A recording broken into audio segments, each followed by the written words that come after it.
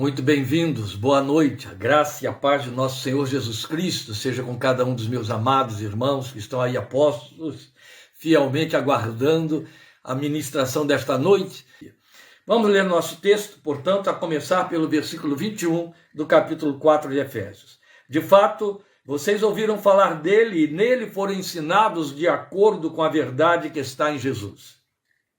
Quanto à antiga maneira de viver, vocês foram ensinados a despir-se do velho homem que se corrompe por desejos enganosos, a serem renovados no modo de pensar e a revestir-se do novo homem, criado para ser semelhante a Deus em justiça e em santidade provenientes ou procedentes da verdade. Portanto, cada um de vocês deve abandonar a mentira e falar a verdade ao seu próximo, pois todos somos membros de um mesmo corpo. Quando vocês ficarem irados, não pequem. Apaziguem a sua ira antes que o sol se ponha e não deem lugar ao diabo. Nosso tema, versículo 27. Não deem lugar ao diabo.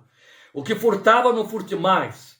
Antes trabalhe, fazendo algo de útil com as mãos, para que tenha o que repartir com quem estiver em necessidade. Nenhuma palavra torpe saia da boca de vocês, mas apenas a que for útil para edificar os outros, conforme a necessidade, para que conceda graça aos que a ouvem. Não entristeçam o Espírito Santo de Deus, com o qual vocês foram selados para o dia da redenção. Livrem-se de toda amargura, indignação e ira, gritaria e calúnia, bem como de toda maldade. Sejam bondosos e compassivos uns para com os outros, perdoando-se mutuamente, assim como Deus os perdoou em Cristo. Glória a Deus. Vamos agora, neste momento, orar ao Senhor e fazer a abordagem de nosso tema, desta nossa última etapa das palestras, deste tema de Efésios 4, 27. Bondoso Deus e Pai, Senhor de nossas vidas, Deus e Pai do nosso Senhor e Salvador Jesus Cristo, no qual pela fé estamos firmados, seguros e garantidos e protegidos e debaixo da autoridade que Ele nos outorga no mundo espiritual contra todas as hostes de maldade e espíritos dos homens.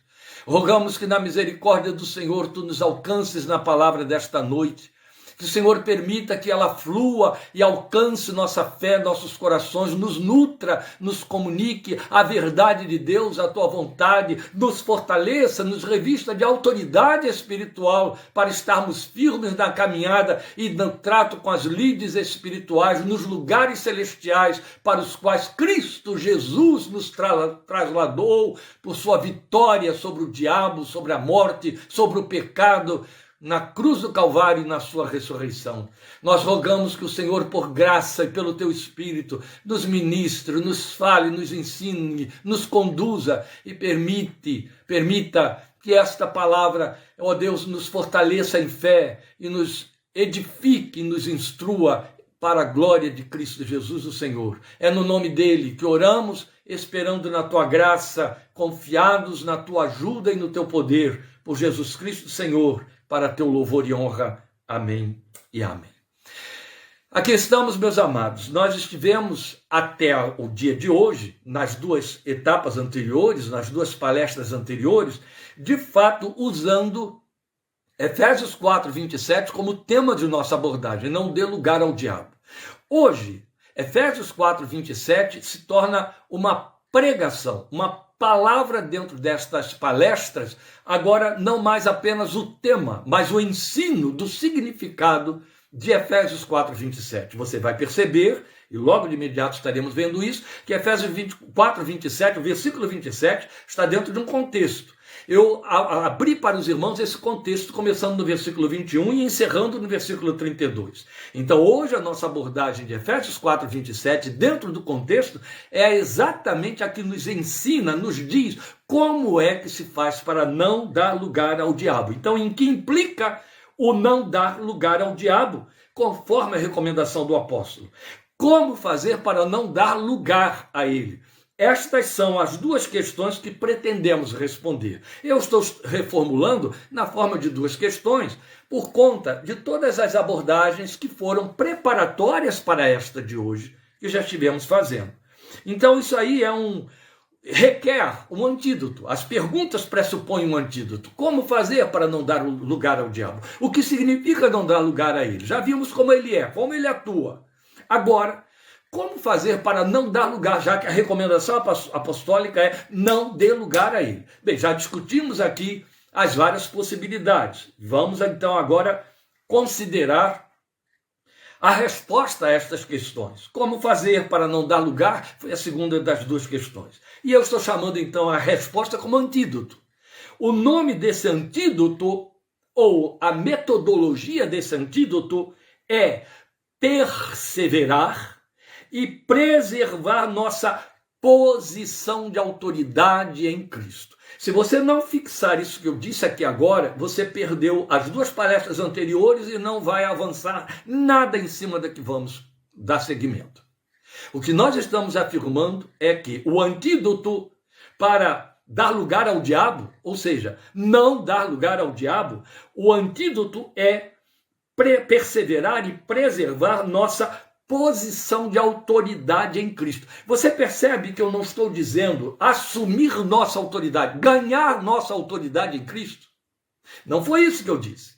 O que eu disse a você é não perder a nossa posição de autoridade em Cristo. O que eu disse a você é perseverar e preservar. Quando Jesus envia a sua mensagem à igreja, através ou na forma daquelas 7 cartas às igrejas da Ásia Menor, que abrem Apocalipse, o texto da grande carta, que é Apocalipse, para uma das igrejas, ele disse assim: guarda o que tens, para que ninguém tome a tua coroa. É evidente que muita gente crafucha ali o texto para tentar entender o significado dessa exortação ou conselho de Jesus. Guarda o que tens, para que ninguém tome a tua coroa. Guarda o que tens de coroa. O que eu tenho e o que isso tem a ver com uma coroa que eu nem sabia que tinha.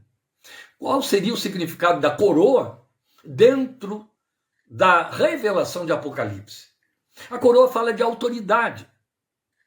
O que o Senhor está dizendo é: guarda o que você recebeu. E o Apocalipse começa mandando você guardar a palavra. Guardar o nosso lugar em Cristo. É Apocalipse, já vimos semana passada, que nos avisa, que nos comunica, no capítulo 12, versículo 11, que nós, os crentes, nós o vencemos ao diabo por causa do sangue do Cordeiro, pela palavra e do testemunho que damos, e mesmo quando em face da morte não amamos a nossa própria vida. Pois bem, isso é o que temos. E isso se constitui numa autoridade espiritual que nos coroa. A coroa vai representar a autoridade delegada. A autoridade espiritual não é algo que eu adquiro. Não é algo que eu posso deter pelo fato de que eu saí atrás e conquistei. Ou não existe isso no mundo espiritual.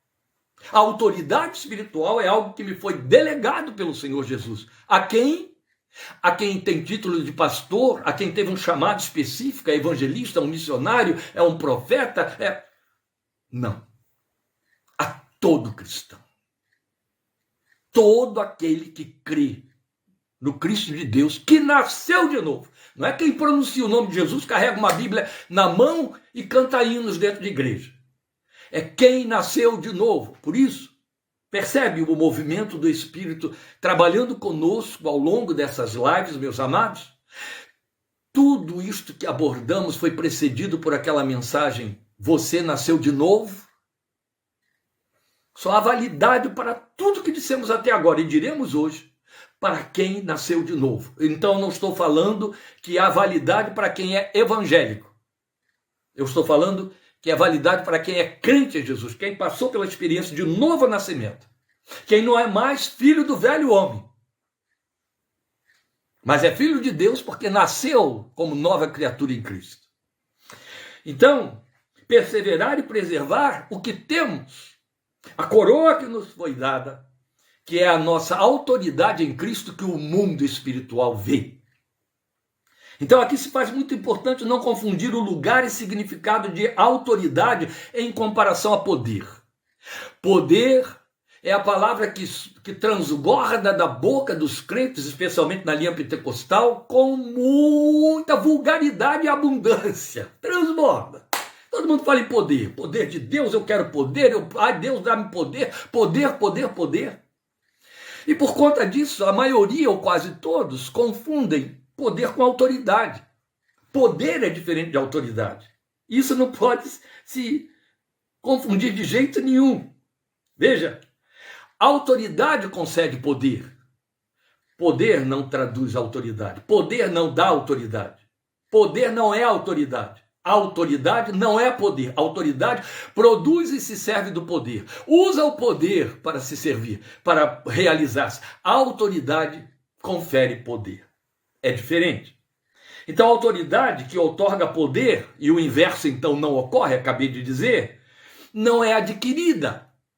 Você não adquire autoridade. A autoridade é uma delegação. E é Jesus quem a confere a todos os que nasceram da água e do Espírito. Então vamos aqui me acompanhando em algumas colocações que são importantes que façamos para que você sinta a grande diferença entre autoridade e poder. Veja, não exista o que se pretende como dom de repreender demônio. Fulano tem dom de expulsar demônios. Aquela igreja é poderosa e tem experiência em expulsar demônios. O endemoniado que entra lá, imediatamente o demônio sai dele. Aliás, eles percebem, eles sabem, eles conhecem, eles têm técnicas, eles têm jeito.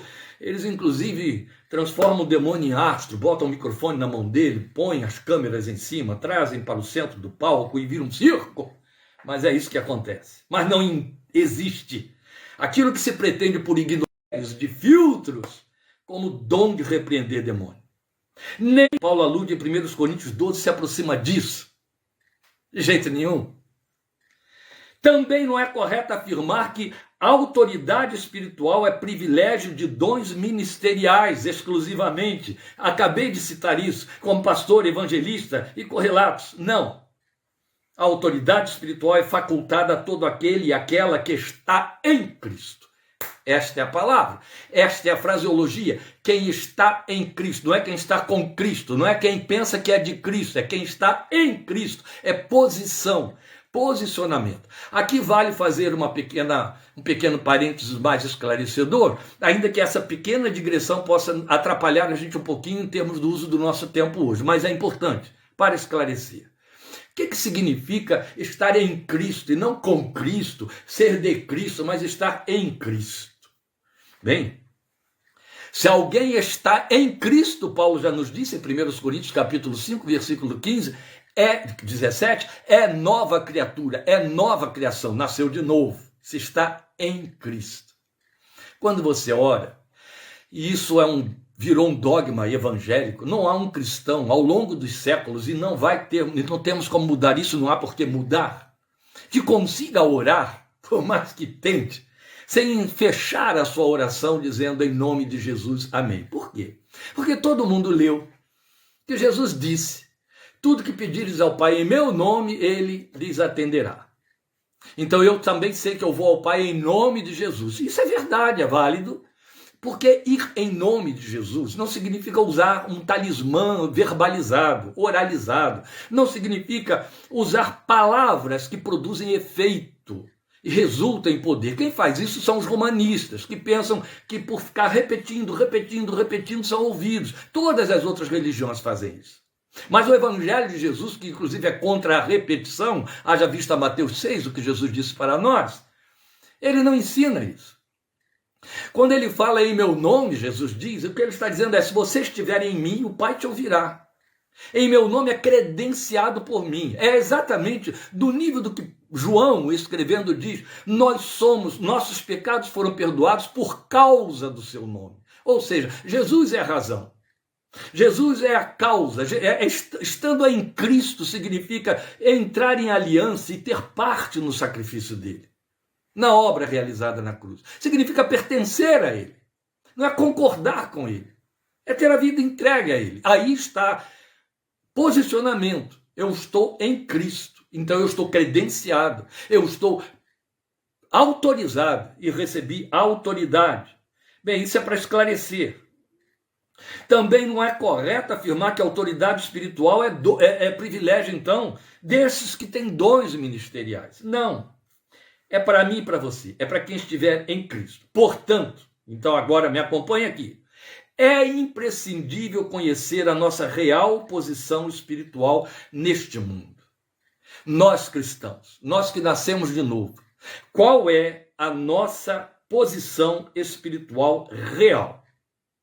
Antes de tudo, importa saber se estamos em Cristo, como eu acabei de esclarecer e conforme diz o nosso texto, Efésios 4, nos versículos 21 a 24. Vamos a eles de novo. De fato, Paulo está dizendo aqui, vocês ouviram falar dele e nele foram ensinados de acordo com a verdade que está em Jesus. Quanto à antiga maneira de viver, vocês foram ensinados a despir-se do velho homem que se corrompe por desejos enganosos. Vocês foram ensinados. O texto não está dizendo que porque você nasceu de novo, os andrajos do velho homem automaticamente caíram. Não. O que o texto está dizendo é porque você nasceu de novo, você se dá conta de que está investido, revestido de andrajos do velho homem. As manias que você tinha lá no passado, ele vai descrevê-las aqui um pouco mais adiante. Os maus hábitos, as inclinações, as tendências. O que o texto está dizendo é você foi ensinado a prestar atenção nelas, a identificá-las e dizer, não, isso não mais, não me pertence mais, não quero, não vou aceitar, não vou manter, vou matar de fome isso aí, até que caia. E, aí ele continua, a serem renovados no modo de pensar, linguagem de Romanos capítulo 12, lembra de Romanos 12, 2, onde Paulo diz para nós que nós fomos transformados e então não devemos entrar no esquema deste mundo, nem nos conformar com ele, por conta da transformação do nosso entendimento. Não se amoldem ao padrão deste mundo, mas transformem-se pela renovação da sua mente, para que sejam capazes de experimentar e comprovar a boa, agradável e perfeita vontade de Deus. É evidente que aqui, lembrem do que falamos da última vez, mente tem o sentido de entendimento. Renovação da mente é do entendimento. O entendimento foi renovado. Agora eu estou esclarecido. O véu foi rasgado, meus olhos foram abertos, a luz brilhou e eu posso ver a verdade. Agora eu sei que aquilo era mentira, agora eu sei que aquela forma de viver não procede de Deus, não agrada a Deus, é mundana. Eu estou esclarecido. Minha mente foi renovada, então eu vou me adaptar a essa renovação mental. Eu não vou andar mais de acordo com a mentalidade do mundo, que é regido por quem? Satanás. Exatamente esse a quem não devemos dar lugar. Então, o que o texto está mostrando para nós, eu preciso estar consciente de que estou em Cristo. E eu disse que era para lermos até o versículo 24. Então vamos ao versículo 24. Revestir-se do novo homem, criado para ser semelhante a Deus em justiça e em santidade, provenientes da verdade. A santidade que a verdade proclama, não que a igreja inventa. Porque temos muito disso, a santidade estereotipada, exterior e legalista, conforme quer a vontade do líder. Ele pega e diz assim, não, isso aí eu não gosto, eu não permito. Quem for membro aqui desta igreja não pode vestir-se dessa maneira, usar aquilo e frequentar aquilo outro. Não, o texto diz que a santidade é proveniente da verdade, aquela que trabalha pelo lado de dentro e então aflui para o lado de fora. Então importa saber se estamos em Cristo. Do contrário, se eu não estou em Cristo e eu vou encarar o mundo espiritual, eu posso incorrer no risco de virar discípulo dos filhos de Seva. O que é isso, pastor? Discípulos dos filhos de Seva? Não estou fazendo uma piadinha. Eu estou levando muito a sério o que eu estou dizendo. Discípulos dos filhos de Seva. Isso aí você encontra em Atos 19, versículo 14. Quem eram os filhos de Seva? O texto de Atos 19 diz que eles apareceram, ou eles eram de Éfeso, em número de 7. E quem era Seva? Seva era um chefe dos sacerdotes judeus. Olha de quem estamos falando de uma autoridade judaica de ensino espiritual. Chefe dos sacerdotes era o Bambambam. Os seus 7 filhos, no mínimo, se entendiam os filhinhos de papai. Meu pai é uma autoridade espiritual, então eu também tenho autoridade espiritual por osmose, por herança, e etc. Se meu pai é uma autoridade espiritual, ele é chefe dos sacerdotes judeus, eu também tenho algum poder, eu também tenho algum lugar nesse mundo de autoridades. E começaram a expulsar demônios, usando dessa autoridade que tinham. Aí ouviram falar que havia um Paulo na cidade de Éfeso que expulsava demônios em nome de Jesus. Quem era Paulo? Um rabino. Essa é uma técnica nova. Então vamos usá-la. A gente pode expulsar demônios em nome de Jesus. Quem é Jesus? Não sei, mas é uma fórmula. É um nome. Quando ele cita esse nome, os demônios saem. A gente pode fazer a mesma coisa, foram tentar. É isso que Atos 19, 14 e diante conta para nós. O que eles foram fazer? Foram chegar para um endemoniado e dizer: eu te conjuro em nome de Jesus a quem Paulo prega. Parece pilhéria, mas foi isso que eles fizeram. E o demônio olhou para eles e disse assim: olha, eu conheço Jesus e sei quem Paulo é, mas e vocês? Quem vocês são? O que ele estava dizendo, o que o demônio disse para eles é: você não tem autoridade alguma sobre mim. Quem manda aqui no pedaço sou eu. E arrebentou com eles. Bateu, surrou, rasgou as roupas deles, que saíram envergonhados e feridos e desnudos, rua fora. Porque pensaram que bastava usar uma técnica. Continua havendo muita gente fazendo isso por aí. Eu chamo de discípulos dos filhos de Seva. Em seguida, importa estar consciente da verdade que proclama a autoridade e nos posiciona nela. Qual é a verdade que diz que eu e você temos autoridade espiritual? Meus amados, eu sei que é cansativo a gente ouvir alguma coisa repetitivamente. E eu sei que isso é repetitivo. Mas eu tenho que me repetir sempre que as pessoas forem lentas para entender. Porque quando as pessoas absorvem um ensino, isso significa aptidão para aprender, você não precisa repetir nada. Não estou chamando vocês de lentos. Eu estou dizendo que eu estou sempre repetindo, porque as pessoas, via de regra, são lentas para aprender, como Jesus falou a respeito dos 2 lá no caminho de Emaús. Pois bem, o que acontece? Se eu começo a rejeitar, se eu começo até por conveniência, me esconder atrás de alguém a quem eu elejo como tendo autoridade espiritual no meu lugar e cujos serviços eu posso usar para que repreenda demônio, um transtorno, uma perturbação ou coisa parecida, eu vou estar dando glórias a homens e dando motivo de diversão para o diabo e suas hostes. A Bíblia diz que somos nós, sem título, com título, tendo lugar ou não tendo lugar, num espaço de serviço na igreja, que temos autoridade em Cristo Jesus. É todo cristão. E essa autoridade precisa ser exercida. A primeira coisa que a autoridade tem de promover dentro de você é banimento de medo de hostes espirituais, de demônios, de espírito, do mundo tenebroso, do mundo oculto, seja lá o que for. E não se traduz por pretensão e ousadia, como já dissemos, de ficar expulsando diabos onde não existem e nos lugares que eles não ocupam e nem fazendo coisas que são do interesse deles. Essa é a verdade. Então temos de estar conscientes da verdade que proclama essa autoridade que temos. Vamos a elas. Devemos começar por Lucas 10, 19.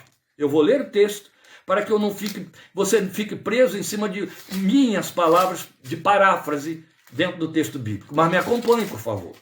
Lucas 10, 19, declara para mim e para você. Foi Jesus, viu? Foi Jesus quem disse. Não é a interpretação de um texto bíblico. É a palavra explícita do Filho de Deus que disse. Eu entrei aqui em Lucas 10, mas é Lucas 19.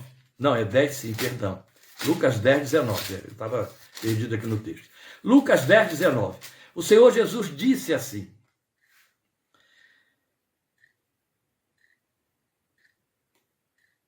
eu lhes dei autoridade para pisarem sobre cobras e escorpiões e sobre todo o poder do inimigo. Nada, absolutamente lhes fará mal algum. A minha versão enfraqueceu muito, retirando esses advérbios que fortalecem o argumento. A minha versão diz assim: nada lhes fará dano. Mas Jesus disse, as versões antigas você deve tê-la aí, afirma categoricamente: eis aí eu lhes dou autoridade para pisarem serpentes ou cobras e escorpiões, e sobre todo o poder do inimigo. As duas coisas que Jesus generaliza: o poder e o diabo. Todo o poder do inimigo. E nada, absolutamente, esse é o advérbio, vos fará dano algum. Acabou. Isso joga por terra a pretensa, errátil, não bíblica teoria da retaliação. Aqueles que dizem, porque eu fiz uma luta espiritual, ou então porque eu fiz uma obra de evangelização, ou porque eu preguei hoje, eu estou com dor de cabeça, mal-estar no estômago, eu estou com um distúrbio dentro de casa, ou houve um problema na minha casa, porque o diabo fez retaliação. Isso aí foi inventado. E morre à luz de Lucas 10:19. Eu desafio qualquer um que tente me convencer, que pretenda me convencer biblicamente de que há retaliação espiritual no mundo espiritual, quando a Bíblia diz que eu recebi do Filho de Deus a autoridade do seu nome, no qual eu sou herdeiro, contra todo o poder do diabo, de maneira que, disse o meu Senhor, nada absolutamente lhes fará mal algum. Não cabe lugar para retaliação. E eu posso associar a isso o texto que usei semana passada, de 1 de João 5:18, onde o Senhor diz que aquele que é nascido de Deus guarda a mim, guarda a você, de maneira que o maligno não nos toca. Acabou. O resto é pilhéria, é inventar, é ficar arranjando jeitinhos.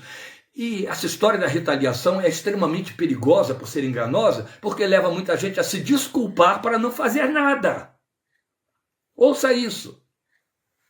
Ou então para justificar as suas fraquezas e falhas, se algum distúrbio acontece dentro de casa, é produzido por seus descuidos. Aí vai atribuir ao diabo. Não.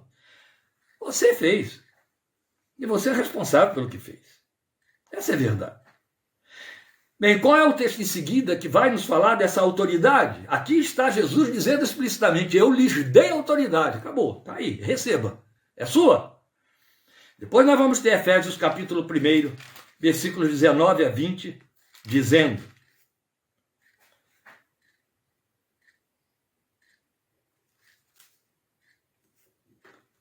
a incomparável grandeza do seu poder de Jesus para conosco, os que cremos, conforme a atuação da sua poderosa força. Esse poder ele exerceu, Deus, em Cristo, ressuscitando-o dos mortos e fazendo-o assentar-se à sua direita nas regiões celestiais, muito, grave isso aqui agora no versículo 21, muito acima. Qual é o lugar em que Jesus foi assentado? Nas regiões celestiais, muito acima de todo governo e autoridade, poder e domínio, e de todo nome que se possa mencionar, não apenas nesta era, mas também na que há de vir. Deus colocou todas as coisas debaixo de seus pés e o designou cabeça de todas as coisas para a igreja, que é o seu corpo, a plenitude daquele que enche todas as coisas em toda e qualquer circunstância. Meus irmãos, esta argumentação é muito forte. Paulo está dizendo para mim e para você que o poder que ele exerceu em Cristo para ressuscitá-lo dentre os mortos é o que ele investe na minha vida e na sua vida. E que através desse poder, ou por esse poder, ele exaltou o Filho dele nas regiões celestiais, colocando-o muito acima, esta é a ênfase, de todo o domínio, de toda a potestade, de todo o poder e de nomes nas regiões celestiais. E uma vez tendo feito isso, o texto diz que ele colocou, Deus, todas as coisas debaixo dos pés de Jesus. Qual é a posição que Jesus está ocupando, uma vez ressuscitado dentre os mortos?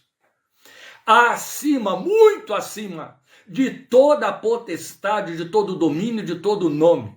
E elas todas estão debaixo de seus pés. Agora me acompanhe no capítulo 2 de Efésios, versículo 6. Qual é a informação que Paulo está dizendo aqui para mim e para você, igreja? Deus, o mesmo Deus que investiu Jesus naquele poder, e esse poder ele investiu na nossa vida na mesma medida, o mesmo poder. Deus nos ressuscitou com Cristo, lá naquele momento da ressurreição. E com Ele, nos fez assentar nas regiões celestiais em Cristo Jesus. Qual é o lugar que Jesus ocupa nas regiões celestiais? Muito acima de toda a potestade, de todo nome. Qual é o lugar onde Deus nos fez assentar com Jesus nas regiões celestiais? Existe alguma possibilidade que você fique alguns níveis abaixo? Se houver, a palavra de Deus não é verdadeira e Deus nos fez uma falsa promessa.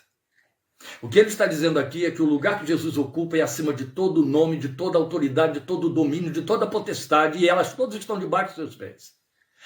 A palavra de Deus está dizendo que de igual maneira e com o mesmo poder, ele nos fez ressuscitar com Cristo e nos assentou com ele nesse lugar de autoridade. O nome disso é autoridade, isso é seu.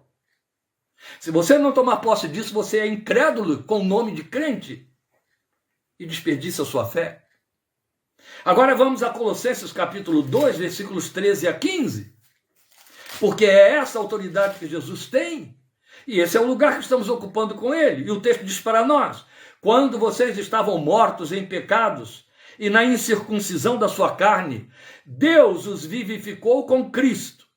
Ele nos perdoou todas as transgressões. Aleluia. Cremos nisso, confessamos isso, cantamos isso, oramos a respeito disso. E aí o versículo 14, e cancelou a escrita de dívida, aquilo que ele tinha contra nós, que consistia em ordenanças e que nos era contrária, ele a removeu, pregando-a na cruz, e, tendo despojado os poderes e as autoridades, fez deles um espetáculo público, triunfando sobre eles na cruz.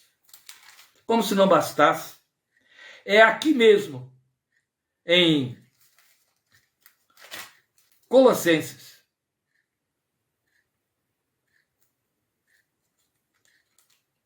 não é aqui, mas eu vou achar o texto e mostrar para vocês.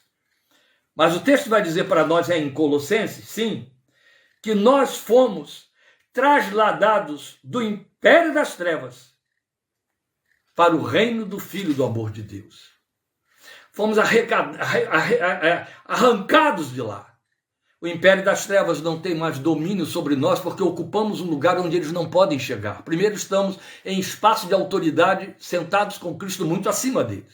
Depois nós fomos levados para lá, para o reino do Filho do amor de Deus pelo poder de Jesus, e esse movimento que foi feito foi um movimento que nos arrancou do império das trevas. Então existe uma região chamada império das trevas onde estávamos. Paulo nos diz em Efésios capítulo 2 que era esse o lugar por onde caminhávamos, 2:1. Vocês estavam mortos em suas transgressões e pecados, nos quais costumavam viver quando seguiam a presente ordem deste mundo e o príncipe do poder do ar, o espírito que agora está atuando nos que vivem na desobediência. Há um turbilhão, um mundo de seres humanos, homens, mulheres e jovens e etc., senhores e senhoras, que vivem na desobediência, debaixo do domínio do príncipe do poder do ar, porque seguem a presente ordem de coisas, como era a nossa experiência. Mas Colossenses nos informou que nós fomos trasladados daí, que é um lugar chamado Império das Trevas, e colocados no reino do Filho do amor de Deus, onde Satanás não tem acesso. É lá que você habita. Ô pastor, mas eu estou vivendo no mundo físico. Sim, da mesma maneira você está salvo e ainda vai morrer, apesar da sua salvação. Vai morrer fisicamente. Mas você está espiritualmente intocável, porque já ressuscitou com Cristo. Por isso é que o suspiro último aqui de baixo significa o novo fôlego de quem de imediato toma posse da vida eterna. É nesse lugar espiritual que você habita, ainda que você transite no mundo do qual Satanás é Deus. Por isso é que você deve viver de conformidade com a nova realidade espiritual que você vive, ainda e andando na contramão do mundo físico. Porque em termos espirituais você foi arrancado dele e o diabo não tem acesso ao lugar onde você está. Depois, Devemos ficar muito atentos à luz de Efésios capítulo 6, versículo 10, que nos diz: finalmente, fortaleçam-se no Senhor e no seu forte poder, ou fiquem firmes no Senhor e no seu forte poder. Guarda o que tens, mantenha a sua posição. É a isto que o apóstolo se refere no início das suas metáforas, aquelas aqui do capítulo 6, que as pessoas pegam de forma literal, que é uma pobreza espiritual imperdoável. Não tem como justificar isso para crentes que a Bíblia diz que tem o Espírito de Deus e a sabedoria ali está, mas pegam essas alegorias aqui, essas metáforas e alegorias de forma literal. Tem gente até fazendo a substituição da persignação católica tomando posse, bota o capacete, pega o escudo, tolice de vidas carnais, infantis, crianças. Mas a Bíblia está mostrando para nós que há uma alegoria espiritual aí, com todo o significado espiritual, e é a isso que Paulo se refere no versículo 14, quando ele vai dizer assim, para mim e para você: mantenham-se firmes, guarde a posição, cingindo-se com o cinto da verdade, vestindo a couraça da justiça. Como é que eu mantenho a minha posição? Eu me cinjo com o cinto da verdade, a espada do Espírito, o cinto da verdade. A minha palavra é esta palavra. A palavra de Deus tem de ser a minha palavra. Esta é a verdade que tem de nortear a minha vida no mundo. É ela que vai me cingir. Olha bem o que o texto está dizendo, a metáfora qual é? Cinto da verdade que me amarra, que me dá sustentação, que me dá, sabe o quê? Mobilidade, para que eu possa me movimentar com leveza na vida, no dia a dia. E eu tenho de me vestir com a couraça da justiça. Justificados, pois, pela fé, temos paz com Deus por nosso Senhor Jesus Cristo. A justiça de Cristo que nos foi imputada, que nos torna ilesos diante das acusações do diabo. Quem os acusará? É Cristo Jesus quem os justifica. Aleluia. É o que está escrito. Cingidos com a verdade, cresce em graça, à luz de 1 de João 4,4. Vamos lá? Você percebe que eu estou correndo aqui um pouquinho, porque o nosso ponto principal é não dar lugar, certo? 1 de João 4,4, o apóstolo diz assim para mim, você, eu estou tão longe de 1 João 4,4, você tem que ir lá para perto de Apocalipse, para depois então chegar no seu texto. E o texto diz assim, para mim e para você: filhinhos, vocês são de Deus e os venceram, porque aquele que está em vocês é maior do que aquele que está no mundo. Eu preciso explicar isso aqui. Quem é aquele que está em mim e em você? Quem é ele? É São Fulano de Tal? É Santa Filomena não sei das quantas? Não. Aquele que está em mim e em você, o Espírito que me leva a dizer Abba, é Cristo Jesus, meu Senhor. O Espírito de Cristo habita em nós. E aí o texto está dizendo que este que habita em nós é maior do que aquele que está no mundo. Quem é aquele que está no mundo? O diabo, com todas as suas hostes. Ora, eu estou guardado, eu já venci, é a informação que o texto me passa, porque já venci, o texto diz isso. Eu sou de Deus e o venci, porque quem está em mim é maior do que quem está no mundo. Aleluia. E o maior tem mais poder do que o menor. Mas não é só. Vamos de volta ao texto de Apocalipse 12:11, que proclama que nós já o vencemos por causa do sangue do Cordeiro. Não é por causa de eu ter feito isso ou aquilo. Não é porque eu deixei de fazer isso ou aquilo, mas porque algo foi feito por mim em meu lugar. Isso se chama o sangue do Cordeiro. Por causa deste sangue, a causa está no sangue que foi derramado. Não é na forma como eu uso a minha fé. Eu uso a minha fé para me assegurar destas promessas e ficar firme. Mas foi o sangue. O sangue do Cordeiro foi a causa de eu ter vencido o diabo. A derrota de Satanás se deu pelo sangue do Cordeiro, e este sangue nos cobre pela fé em Cristo Jesus. Aleluia, aleluia. Tudo satisfeito está. Como diz o hino, não é, irmão Eugênio? Tudo está, satisfeito está. Foi isso que também inclui a grande proclamação do Filho de Deus na cruz do Calvário. Está consumado. Aleluia. tudo satisfeito está. Nada devo eu. Este era o hino que cantávamos em nossas igrejas. Tudo satisfeito está, nada devo eu. Glória a Deus. Ana Maria deve estar lembrando aí. Pois bem. Contudo, e é isso que vai fazer toda a diferença entre ser discípulo de Cristo ou discípulos dos filhos de Seva. Contudo, o nosso ponto principal é não dar lugar ao diabo. Este é o ponto de Efésios 4. É a ele que vamos agora no final desta palestra. É então que o apóstolo nos ensina a tapar as brechas. Dar lugar é dar brechas pelas quais o diabo vai se infiltrando. Entende? E ele então nos ensina aqui como tapar as brechas, não dar lugar, não deixar espaço para que ele entre. Pastor, mas se eu tenho essa autoridade, se eu estou nesse lugar espiritual, existe essa possibilidade de dar lugar? Existe sim. Claro que existe. Isso não significa que eu perdi o meu lugar. Significa que eu não guardei posição, que eu não me firmei na autoridade, que eu não a usei.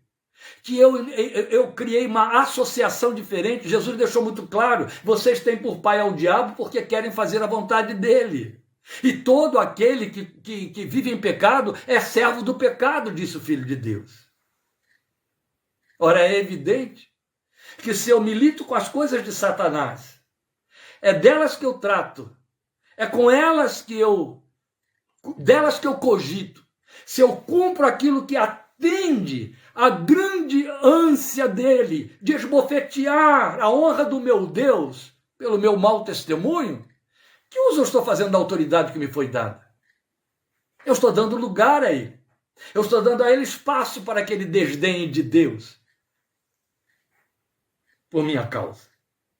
Então ele nos ensina a tapar as brechas, que significa advertir-nos quanto ao que não atendido se constitui em dar lugar ao diabo. Trata-se então desse contexto anterior e posterior a Efésios 4, 27. Veja, eu vou ler o texto, mas eu quero deixar mais claro, mais explícito esta colocação aqui sobre dar lugar ao diabo. Via de regra, tanto eu quanto Lilian, aqui falando de nossas funções pastorais, de conselheiros, somos abordados, às vezes até mesmo por pastores que vêm nos apresentar casos de membros de sua igreja, de líderes da sua igreja, com queixas de determinados problemas muito sérios a nível de seu relacionamento conjugal, especialmente nessa área, a nível de sua vivência com os filhos, de vidas desregradas de seus filhos. E aí eles têm a ideia falsa, essas pessoas que nos procuram, de que nós temos uma fórmula mágica chamada terapia que resolve esses problemas todos. Mas quando se trata de crente, especialmente líderes, na abordagem, a gente já percebe que a pessoa tropeçou no começo, no meio e no fim, vivendo as suas lides domésticas, suas lides afetivas, suas lides empresariais, negociáveis, de negócios, etc., segundo as propostas deste mundo, carne. Segundo os critérios de Satanás, mundo. E aí sofrem as consequências porque estão colhendo o fruto do que plantaram e acham que vai haver um viés diferenciado que os alivie, que os refrigere, que os console em cima dessa colheita que estão fazendo quando nem sequer pretenderam corrigir a vida. Há um livro que eu sempre recomendo aos homens, viu aí, irmãos? Homens, maridos, eu recomendo esse livro sempre, aos crentes sempre que têm distúrbios a níveis domésticos, a níveis conjugais. Ele se chama Homem ao Máximo. Antigamente ele tinha sido publicado inicialmente com o título original em inglês, Homem que é Homem.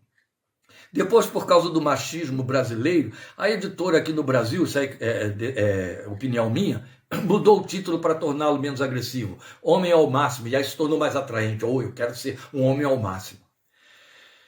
E é por aí, é acertar em cheio, porque o livro criava uma reserva, agora essa reserva já não é tão grande. Edwin Cole, esse era o autor. Edwin Cole foi um homem de Deus, pastor, que trabalhou 35 anos com milhares e milhares de maridos.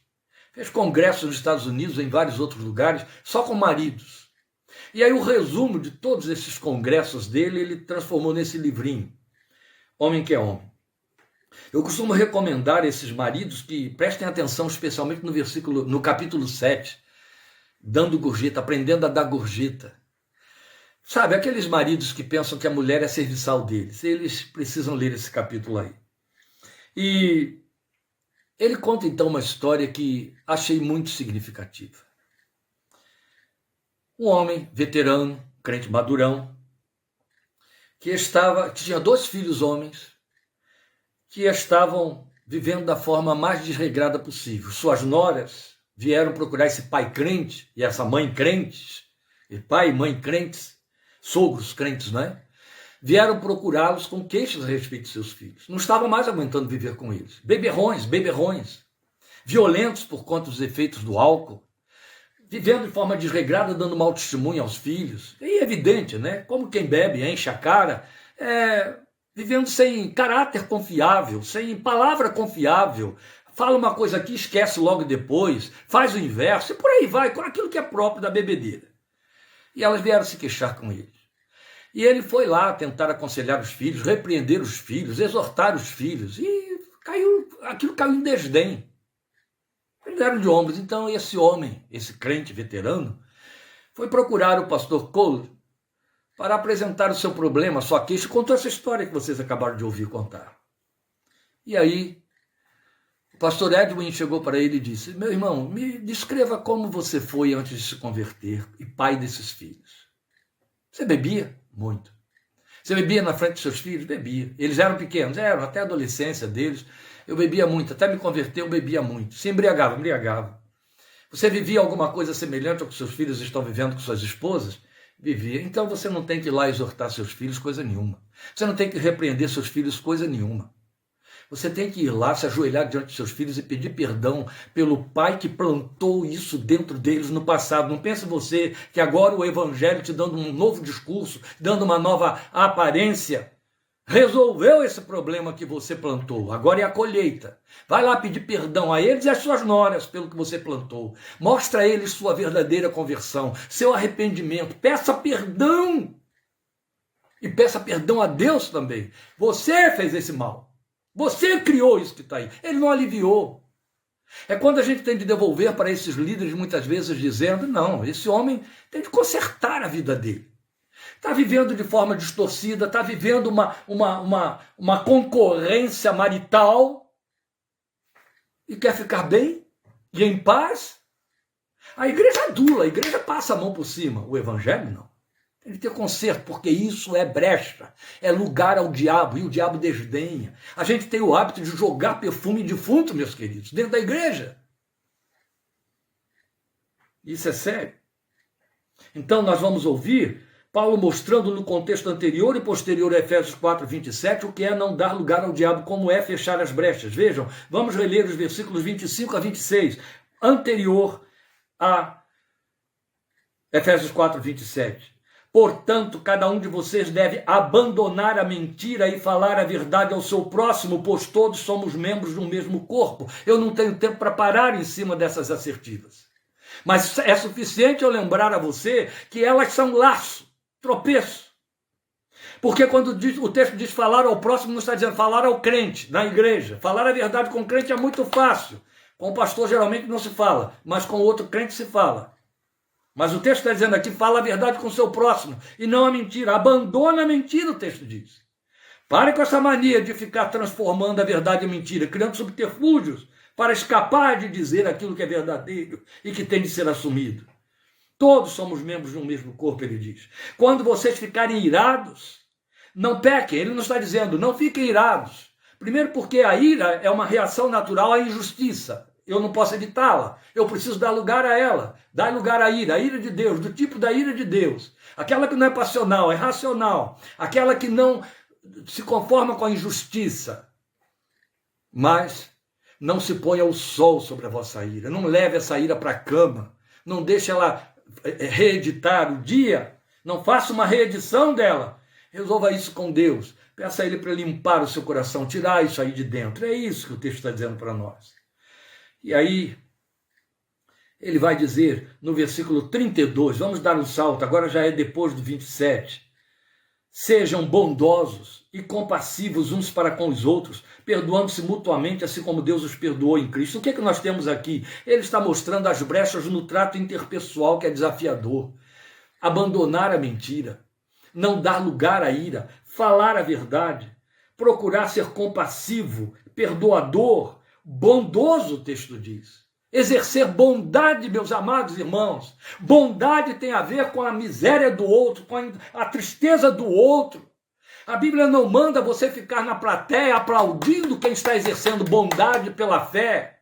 A Bíblia manda você exercer bondade. Deus é bom, a Bíblia manda você experimentar a bondade de Deus e exercê-la na sua vida.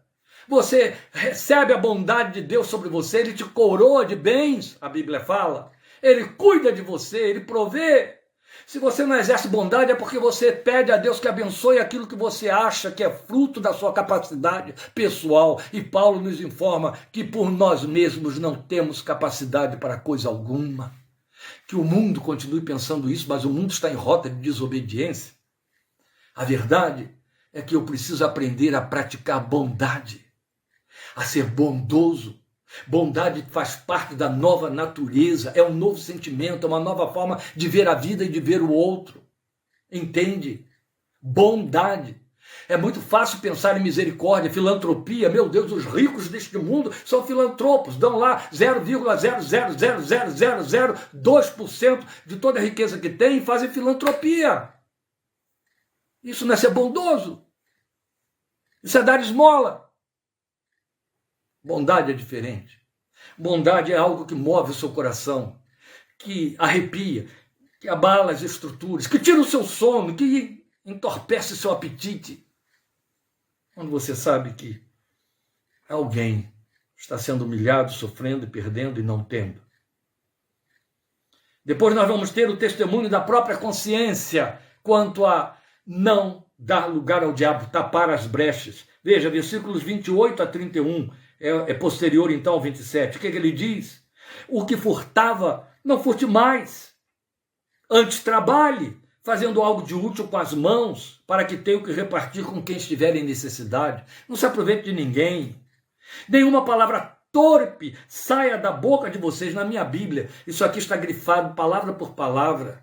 Porque a gente vive num universo de crentes com palavra torpe na boca. Palavra torpe significa aquela que tem mau cheiro. Cheiro de peixe podre, seria literal isso aí. Palavra torpe tem a ver com palavrões, com palavras indecentes, obscenidades. Palavra torpe tem a ver com palavras de ira, palavras que ferem, palavras que diminuem o outro, porque vão na inversão daquilo que o texto diz. Somente use a que for útil para edificar, ou para construir os outros. E conforme a necessidade, ou seja, se a palavra não atende à necessidade, não vai acrescentar nada, ela é torpe, é isso que a Bíblia está dizendo. Ela é podre, ela é mal cheirosa. Então ela tem de cumprir, cobrir a necessidade do outro, edificar o outro, aliviar o outro, restaurar o outro, acolher o outro, ensinar o outro. O Espírito habita aí dentro, nos capacitando para isso tudo e alimentamos isso, né? Através da palavra da verdade e da sabedoria. Da graça aos que a ouvem. A palavra torpe não concede graça, ela esvazia, ela adoece. Meus amados, em outras palavras, nós somos orientados a não transitar pelo terreno que pertence ao diabo. É isso que se chama não dar brecha, não dar lugar. Aquilo que é próprio dele. Esta vigilância se chama santificação pessoal, uma terminologia que tem sido banida pelas igrejas liberais, pelos líderes liberais, pastores liberais, crentes liberais. Eu questiono se essa gente é crente mesmo. Há aqueles que nadam nessas águas e colhem, por fim, frutos amargos no lar, na vida pessoal, na falta de paz com Deus, na contramão de Romanos 5:1. Por isso, dar lugar ao diabo pode ainda ser entendido como a falta de vigilância que gera conformismo com o pecado, que começa morno, até chegar a cozinhar em fervura. O grande segredo, meus amados, de uma vida vitoriosa é não apagar o espírito. Se eu apago o espírito, eu dou lugar ao diabo. Se eu dou lugar ao diabo, eu apago o espírito. As duas coisas estão interrelacionadas. É 1 Tessalonicenses 5,19. Quem apaga o espírito, acende o diabo. Eu estou terminando com estas palavras, mas eu quero lembrar a você que não esqueça algumas máximas que estivemos vendo até semana passada. O diabo é chamado de príncipe deste mundo e Deus deste século. Transitar por esse terreno, anuir, concordar e apoiar discussões e ideologias que não nos põem em aliança com o reino, mas nos faz cogitar e usar de armas que não são espirituais, significa acender o diabo na nossa vida, apagar o espírito e sofrer as amargas consequências disso, porque é jogar fora a grande, gloriosa e privilegiada bênção de termos autoridade em Cristo sobre todo o mundo espiritual. Não significa que você não peca. Significa que o diabo foge de você, porque tem medo daquele que está em você, que é maior do que ele e que pode destruí-lo antes do tempo. Entende? Deus te abençoe e te guarde. Obrigado por sua disposição em ter participado, ouvido e acompanhado. Estejamos juntos quinta-feira com a continuidade de nossos estudos em Romanos, depois de amanhã, às 20 horas, parte 4 de Romanos. E domingo que vem, querendo Deus, 17h30, com a palavra que Ele puser em nossos corações para compartilharmos. O Senhor te abençoe e te guarde. O Senhor fortaleça a sua fé. O Senhor levante sobre você o seu rosto e tenha misericórdia de você. O Senhor sobre você levante o seu rosto e te dê paz. E a graça do Senhor Jesus te cubra e te guarde hoje e sempre. Obrigado e até quinta-feira, querendo Deus. O Senhor te dê graça, fortaleza na luta contra o pecado, contra o diabo, contra a carne.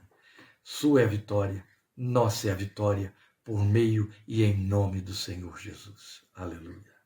Amém, amém. Até quinta-feira.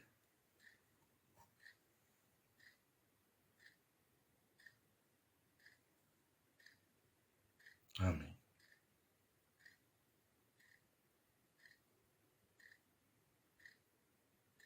Amém.